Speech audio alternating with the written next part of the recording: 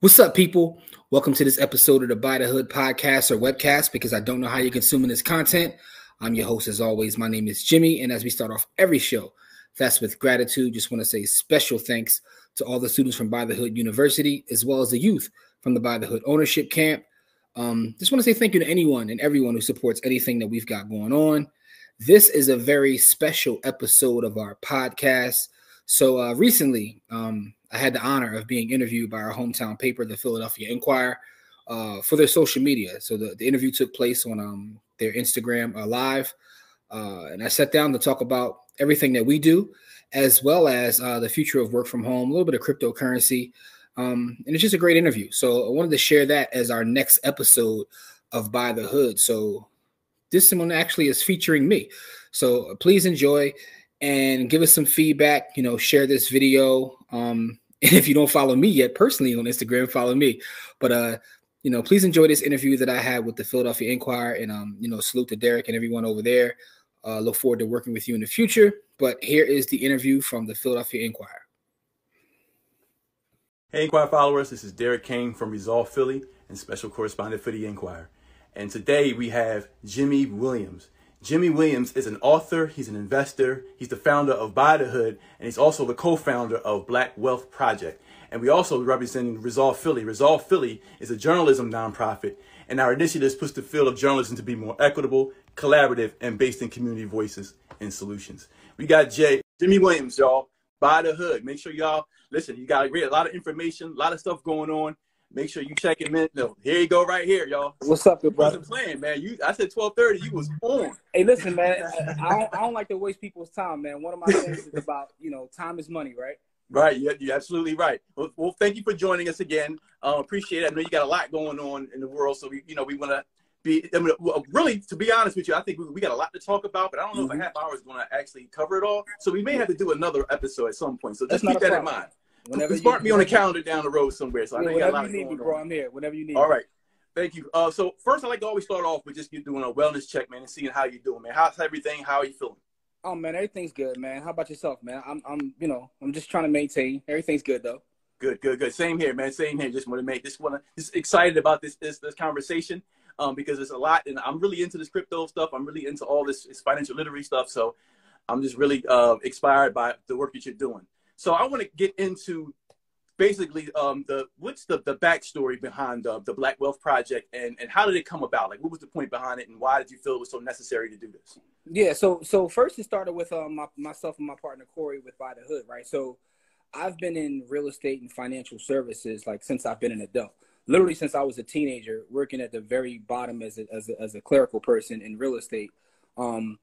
So when I found the power of real estate, so to take a step back further, initially I wanted to get into politics. Like, it sounds crazy. Oh, really? A lot of folks think like it's crazy because it was my upbringing. I was always taught to be of service to the community, right?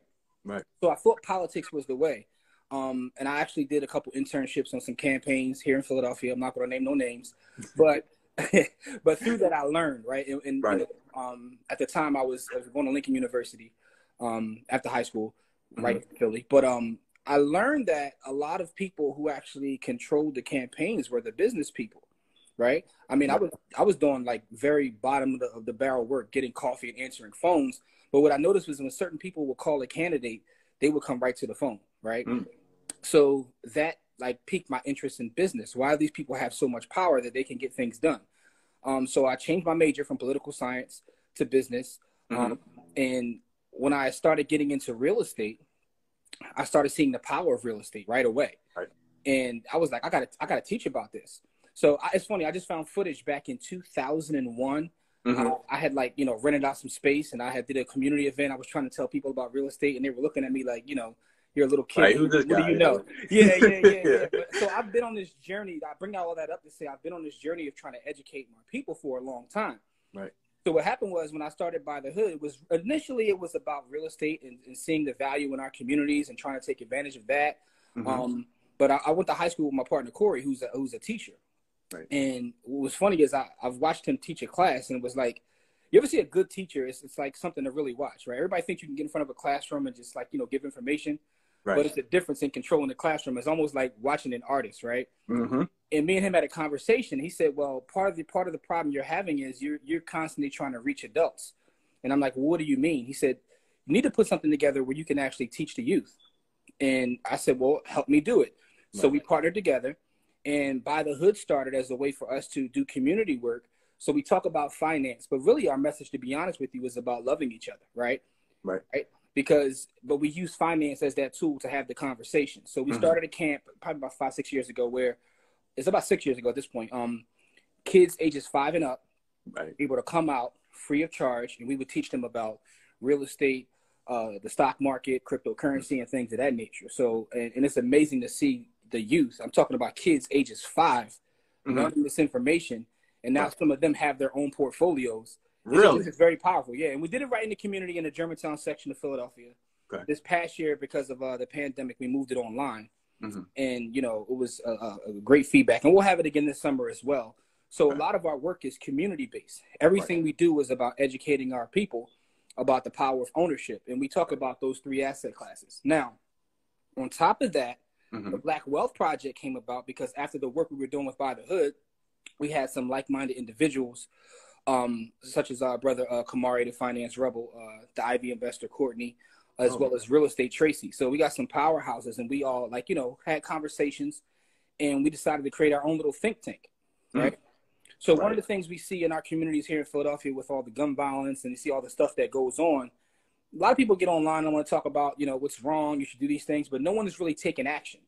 So we said, let's take action. You know, a lot of us are financial professionals, because along that journey, I've had several licenses and you know, I have credentials, you know, I have master's degrees, so I have all the credentials, but no one is actually out here in the streets doing the work.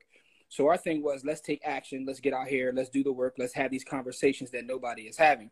So that's how the Black Wealth Project founded. So By the Hood is its own entity where, you know, we educate the youth, and the Black Wealth Project is like a think tank where we come together. It's like super friends almost. That's amazing. When you talk about you use the tool, like the tool of love, and using that as, you know, to use that to help with financial literacy. Like, was that a concept that you, like, how did you come up with that concept? Like, why go with the word, using love as a vehicle to get people more informed financially? I'll explain you why. Because when we first started By the Hood, it was literally, like I said, just about the real estate in our environment. But what I recognize is it goes a lot deeper than that. As I started to study the stock market and started to study crypto back in 2016, I'm like, we have to incorporate this as well. But then when I look at what goes on in our neighborhoods and how we can make change, what I recognize is 2 things, right? There are a lot of economic issues, but I think there's a lot of love missing in our community, right? Because I look at you as my brother, right? And because I look at you as my brother, no matter how much we disagree, I'm never going to go grab a pistol. We can argue, disagree, or whatever, but when there's love there, nothing ever escalates beyond that, right? You know what I mean? So, but I understand why, because one of the things that I find in our work, we do a lot of work in places that some people don't go to, right? So that's why we always, and I'm talking about behind the prison wall, we do a lot of work for places where people don't go to. And what I find is when you start to have conversations with, you know, some of these kids, things start to make sense. Like, when we're all born, right? We're born innocent. We're babies. None of us are born a complete demon. Well, I shouldn't say that. Who knows? But I'm just saying, like, a lot of that is environment, right? And what I find is through the work, what's missing is love, right? But they've never had anyone to tell them that they can do great things. And I'll give you a little example of that. So one of the benefits I had growing up is I had like a village around me. So everything I am is because of the people that came before me, whether that's my parents, my grandparents, and even my extended village. And people made sacrifices to put me in certain environments and schools, right? So a lot of what I teach goes back to the fact that I went to a school in Philadelphia. It was called Ivy Leaf. Many have heard of it. Some may never heard of it. But it was an all-black. It was an all-black private school, right? So my teachers looked like me. My principal looked like me. And every day we were poured into. They were telling us that we can be great. We can do great things. But then when I would go home, I lived in Germantown, and I would, you know, go to the playground and hang with my friends. Some of them were talking about their teachers who told them they would never amount to nothing, right? And I never realized until I got older the difference in, you know, their path versus my path, but I was poured into as a kid. So now when I talk to some of these kids who are either, you know, doing time because, you know, and now with the car, everything's going crazy. When you actually have a conversation with them, though, they haven't had anybody pour into it. I had a kid tell me I was the first black man that ever told him he can do anything. It's kind of sad when Really? you really think about it. Absolutely. Wow. So like it's deeper than just like, you know, throw them all away. We have to get to the root of the problem. And the root of the problem to me gets back to your question is about love and also like, you know, empathy. Right. That's deep. You know, thinking about that, and I'm just thinking about, as you're talking, thinking about this, the folks that I ran or that talk to or talk about their past, they say some similar things, you know, about just basically the upbringing, like you said, the lack of the village, and how because they didn't know a lot about things and nobody taught them, they chose the path that they knew, you know, and if it's not a lot that they know, then they're going to go that direction because they don't know they have any other options. So that was really good. I also want to talk about this too, because you talk about this a lot in your live conversations. You talked about values and principles. So can you share with the followers, like, what do you mean when you say focus on the values and the principles when you're investing? I think integrity is a lot of times what's missing, right? Because values and principles, a lot of times we don't focus on that. And especially in the social media era, we get caught up in like people's followers or how much money they're making, especially when you get into the finance space. But I think what's missing a lot of times is integrity, right? The reason that the partners that I have, we work the way we work is because we understand that all money isn't good money. There are opportunities that we've been presented. There's people that offer us money for promotion, all kinds of stuff, and we won't do it because it doesn't align with the mission, right? And our mission is to add value to the community. It's not just about extracting value or making money. Like I've been offered several times to, you know, I don't want to use the term sell out, but to do things for money, but it doesn't align with the mission. And if we're not adding value to the community or trying to just make the world a better place, then, you know, so to me, values and principles come before anything. You know, integrity to me is more important than money, right? And I understand that because one of the things that I know just through experience is that true money is really in your time, right? But it's also in the relationships you have, right? The relationships that you build are worth more than any dollar amount. Right. Because your relationships will allow you to get into certain doors, to have access to certain people and information that you can't get through money. So I'd rather focus on integrity. So when my name comes up in conversations, people will only speak of it one way because I just don't believe in doing things for money. Right. Also, when you're doing that, when you're going into communities, and I know a lot of times because we don't have a lot of exposure to a lot of these things, what's some of the challenges that you're dealing with when you're trying to teach and motivate in communities a lot of times, but they don't have a lot of hope, and we don't a lot of times in certain situations. So how do you overcome that, and what are the challenges when you're trying to teach? The biggest thing is trust, right? Yep. Our folks are so used to people only coming to extract things from them and not give, that they don't trust. They don't trust that someone is out there trying to do right by them and actually has their best interests at heart, right? So to me, that is the single biggest issue, is gaining trust. And I mean, that even trickles down to some of our youngest students, 5 years old. They're already got their guard up. They don't no one trusts, right? They almost think it's a game, huh? Listen, they think it's like, this can't be real. He's not really trying to do this. Yes, and I understand that. Yeah. The way to fight that is to do what you say you're going to do, right? Is a thing that like they call the say-do ratio, right? I heard someone use that term. I said that's amazing. The say-do ratio. When you say you're going to do something, you have to do it, and you have to build that trust over time, right? But that's one of the things that we're missing overall as a community, and we have to work on that, right? So we have to work on that and understand why. So this is what I mean by the empathy thing. When I see people don't trust, I don't get upset. I see a lot of people get upset. Oh, nobody trusts. No, understand why that's there. It's a reason why, like, because traditionally or historically, I should say, big institutions and people have taken from our community. So I get it. But I know that we still have work to do. That doesn't mean that you don't do the work. It means that you have to consistently do the work and prove yourself. Yeah, that's tough though. Like you said, you know, when you have such, you know, so many been let down so many times, and you know, you've trusted in people and they let you down. It's kind of hard. So I definitely get where you're coming from. So thank you for, you know, for sticking with it and continuing going out in communities and teaching and helping and motivating, because I think we need way more than that than we currently have. And hopefully that can help change the trajectory of the way the city and the way the country is going, you know, as far as the balance and everything. So I want to switch gears a little bit and I want to talk to more. I want to get into this crypto blockchain metaverse thing. Okay. And the three of them together, can you explain to our followers really what the difference between cryptocurrency, blockchains, and metaverse? All right. So the first thing I'll say is this, right? You have Bitcoin and you have cryptocurrency.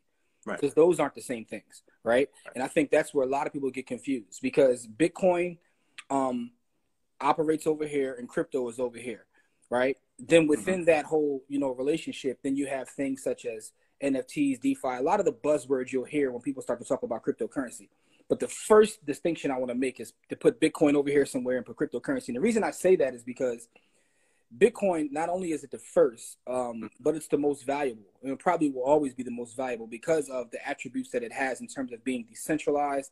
And I don't want to use a lot of buzzwords to get too technical with it.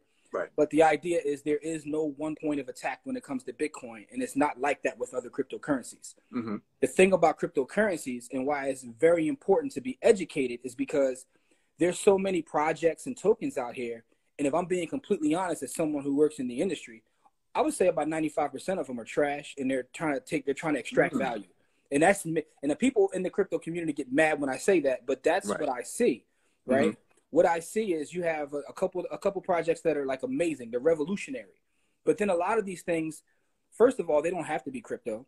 The thing about cryptocurrency is it's also a fad, it's a buzzword, and you have companies that try to use that word to just extract value from folks. Some things don't have to be put on the blockchain. Everything's not made for the blockchain.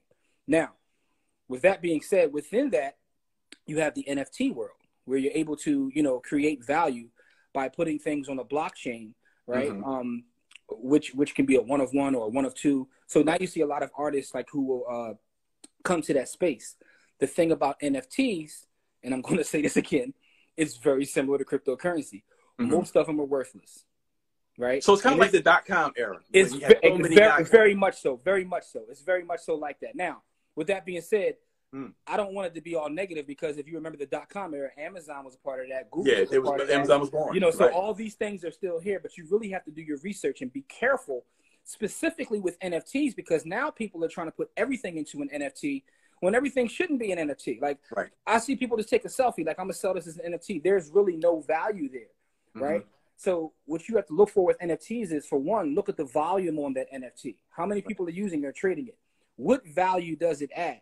One of the great things about NFTs to actually, try to make it more positive is to see how people are using these things to create value. People are making communities there. So it's going to be interesting to see over time how people create an NFT and add value to that community who owns that NFT. So it's not that I'm just throwing the whole thing away, but what I'm saying is be very careful. I was fortunate enough to get into some NFTs early, because NFT is actually one of the earliest use cases of blockchain, but it just became a fad over the last couple of years, right?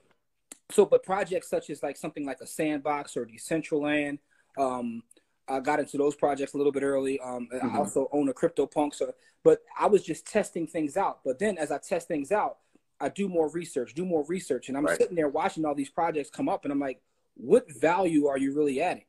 People want to make everything an NFT. So what I would say to the listeners out there is be careful with NFTs, because there's a lot of people creating them and they're not trying to add value. They're trying to take value, right?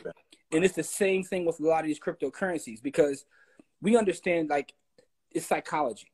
Right. People like to chase lottery tickets. And I see this in all asset classes, by the way. It's not just crypto. You'll see this in the stock market too, with people trading penny stocks, right? Instead of buying something solid that they know will work over a 10 or a 20-year period, they're trying to find the next big thing. And every once in a while, you'll make money doing that. But over time, you won't. And you see that a lot in crypto, and people understand that. So they come to market with a lot of coins, a lot of tokens, and a lot of NFTs that are really worthless. Right. That was very, very helpful, again, which leads into my next question, because I know especially since 2020, it seemed like a lot of people, kind of like retail investors, as they say on CBC, retail investors are jumping into cryptocurrency. And do you think that because of there's less barriers getting into crypto versus the stock market is why you feel so many people jumped in? What's your thoughts on that? Why a lot of folks are doing more of the crypto stuff and now starting to go into stock market after the fact? Now, that's a great question, because one of the great things about crypto is it gets a lot of people in. And once they understand how to become an investor, they start getting into the real estate. They start getting into the stock market. It's almost like a gateway. Yeah, it is. It is. It is a great gateway. But what I will say is I do believe that cryptocurrency is the future. However, it's a long time. It's a lot of things that it has to go through as it matures. But now when I talk to people who work in Silicon Valley, they always tell me that a lot of the talent that come out of these colleges that generally will go to Facebook, Google, Amazon, they're all working in crypto companies, right? So there's a brain drain that's going on with folks working at these crypto companies, right? So that's part of it. It's the buzzword. It's hip to say it's a new industry. So that'll happen. But over time, we'll still see how this thing plays out. It's still fairly early. And I know a lot of people feel like they're late to the party, but you're really not, because this is a whole new asset class. Yeah. You call it a brain drain. I'm going to keep that. I like that. So you do feel that the less barriers was a good thing for folks to kind of get introduced. Yeah, so it's positive. It's good and bad, right? Because you see a lot of people, because of the psychology, a lot of people are gamblers. There's a difference between just speculating versus investing. So you have to understand that first and foremost. But it does get people into the door. And once they get into the door, they start to see and understand the importance of investing in general. Right. We have a question in the chat from Zoe_Sue_Glaze. I hope I said that right. They want to know about is it only in PA based, like with the youth and it's only in Pennsylvania? No, it's not. No, it's not at all. Right. So initially when we started, we were in the community. We were in Germantown. There was a lady who's a community activist, Miss Wanda Walker, who had a school and allowed us to use her school to at that point have our camp. But because we moved it online. And to be honest with you, when we did it in person, we had maybe 20 to 30 students that would show up. So the way it's set up is it's over like a 6-week period. It's like one day for over a 6-week period. It's like 3 hours a day. And we would have 20 to 30 students there in person. When we moved it online, we ended up having over 200, right? So we had people from Houston, California, all over the place that would get their kids up. So we recognized, and that was just us doing this without really a lot of marketing or anything behind it. Now, a local brand, Better Than Success and Philadelphia Real Estate Week, they've partnered with us to try to help us, make the camp even bigger. So this is going to be a very exciting year, and we will make sure that it's offered nationwide by putting it online, because we want to just our objective isn't to make any money from this. It's really just to help as many people as possible. Right. Because what we understand is these kids, even if they don't understand everything, just their exposure to some of the vocabulary, some of the concepts, that means it won't be the first time that they see it. And I think it's up to us to teach them this. It's up to us, right? So we try to get the parents to stay if they're willing to stay. If they're not, we understand. But we try to get the parents to stay, because now when this stuff is reinforced, we have students that have come to our camp multiple years. And I'm talking about kids younger than 10 years old, and we'll see them and they like, look at my portfolio. Like, they're already investors. Yeah. Like, that's life-changing stuff. Yes, definitely. Talk about generational wealth, right? So again, this is a free camp for kids. Yes, it's a free everybody camp. It's free. Okay. It's absolutely free. If anything we do for the youth is completely free. And for more information, you can go, it'll be on our Instagram page, which is @ByTheHood, or my personal page here. We'll post about we're gonna pin all of your stuff in. We're gonna pin all that before we got about 9 minutes left. Yeah, sure. I have a more question. I want to talk about this here, the open dime. You talked about that. Can you explain how does that work, the open dime? All right, so open dime is an actual wallet. Is something that allows you to store Bitcoin and make Bitcoin physical, right? So the thing about Bitcoin, again, remember, Bitcoin is separate from everything else. Bitcoin is gold 2.0. It's a digital version of gold, but it's also a currency, which is why you see countries like El Salvador make it their currency. It's why you see people like Elon Musk, who likes to joke about Dogecoin, but when you look at the balance sheet, when you actually look at what Tesla holds, Tesla holds, I think, 42,000 Bitcoin, right? So they put Bitcoin in their balance sheet. MicroStrategy, another company. So Bitcoin is in a class by itself. What the open dime does is it allows you to take Bitcoin, you put it on this little device, and it actually makes your Bitcoin physical. So now your Bitcoin is physical. So I can say put $100 on this open dime, I can hand it to you, and it's just as good as me giving you $100. And it's a very powerful instrument. But the other thing is, it's Bitcoin only. You can't do this with any other cryptocurrency. Really? Yeah, but it's very, very. I have one right here. It's very, very powerful because. So it's like a little zip drop, man. Yeah, I'll show you one. I have a couple of them here. So here's what it looks like. It's very small. It looks just like a thumb drive. Yeah, so what this allows you to do, right? I could put Bitcoin on here. You can plug it into your phone, and it'll show you what's on here. It verifies what's on there, and it's no way for me to take. Once I give this little device to you, it's yours. There's no way for me to take it back off here, right? So that right there is just something that's unique to Bitcoin, but it's very powerful because it allows you to, if you want to save for your kids, it's almost like a digital piggy bank. Yeah. Yeah, pretty much, right? Yeah. That's crazy. Like I said, when I seen it on one of your live, I'm like, wow, I never even heard of that. So yeah, thank you for that one. That was crucial. And speaking of, we talk about the future of work, and this is like such a great example of this series that we have here at the Inquirer. We talk about the future of work. We're talking about things that's going to, people are looking for in whatever industry you're in, as far as what the future looks like in that industry. Here's an example of basically with cryptocurrency, crypto, all that stuff. This is something that's probably going to be layered into all different, all different industries moving forward. And then actually, I was reading a piece in the Billy Penn by a colleague, Patrice Foreman, sorry, and she wrote a piece about how a house in West Philly, a refurbished home that mines cryptocurrency. They're using the actual helium hotspot as advertising to sell the house. Yep. Like, how crazy is that you can do that? Because people will look at that as, hey, I can mine crypto if I buy this house. Yeah. Just thinking about how people are advertising now using cryptocurrency. It's such a futuristic type of way of doing it, but I get it, and just, so what are your thoughts on that? Like, how big do you think cryptocurrency is going to become? Oh, I think that it's the future. It's definitely the future. And then when you think about it, right, when you think about the metaverse, right, and you're talking about, like, having like a second life in the digital world, these things have kind of already existed. When you look at, if you play video games, if you ever play a video game and you get into, like, Call of Duty or Halo or one of them, it's very similar to what people are now using the metaverse. But even with that, be careful, because Facebook's metaverse is different than the actual metaverse, because it's about who owns and controls it, right? So Facebook calling themselves Meta, it's marketing, right? I know we're on their platform, but I'm just saying, like, it's different than the actual metaverse, but because there's not just one metaverse, there's multiple metaverses. So I can see a future where, you actually can work in the metaverse, right? Because coming out of the pandemic, I think a lot of us recognize that, you can have a lot more meetings, get a lot more work done by being in a house. Yes. One of the things I recognized through the pandemic is, like, how much time I wasted through travel. Like, I actually more productive when I could just, like, have meetings. Roll out the bed and turn the computer on, right? Yeah. Like, but now when you add in the fact of cryptocurrency in the future and the metaverse and all these kind of things, I can actually see a workplace like that, right? Where it's almost like we're in Second Life. I think that's going to be possible. I've already been in meetings in the metaverse where I'm just like, I'll put on goggles and, we're sitting at a table, but it's a bunch of us and we're not even in the same city. Wow. I went to a digital art show, right? This is online, right? This is a true story. I saw a young guy. He made over $200,000, right? In a Saturday. This is on a Saturday. And all we did was, we walked around this place in the metaverse. He had his art on the walls in his art gallery. Right. And people were buying the art. The art were NFTs. So people would buy them via crypto. It would go to their wallet, right? Right. And all this is digital. None of this is in person, right? But it's people from all over the world, like, walking around this place. I've been once I experienced that, I said, "Oh, okay, I see." That's when you're like, "This is the real deal." Yeah. It's already here. Yeah.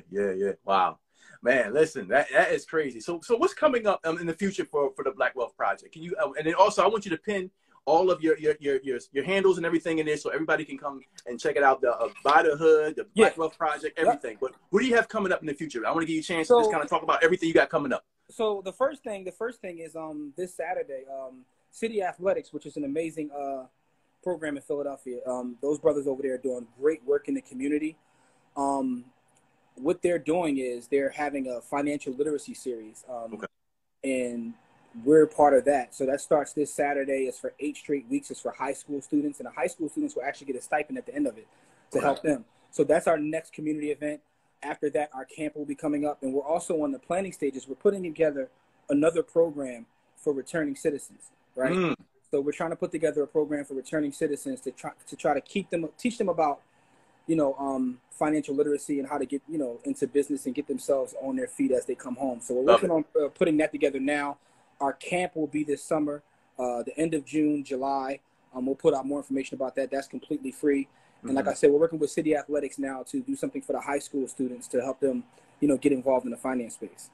Lovely. Listen, guys, see, I got a pin there, JW, the Blueprint. That's his handle. And it's also at By the Hood. Make sure you guys jump on there, get all the information, everything he's got coming up.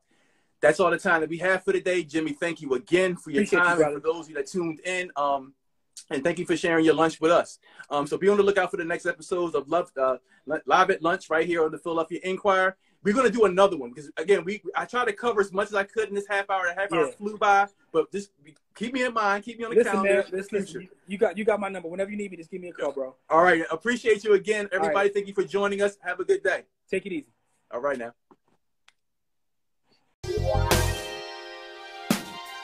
Yeah.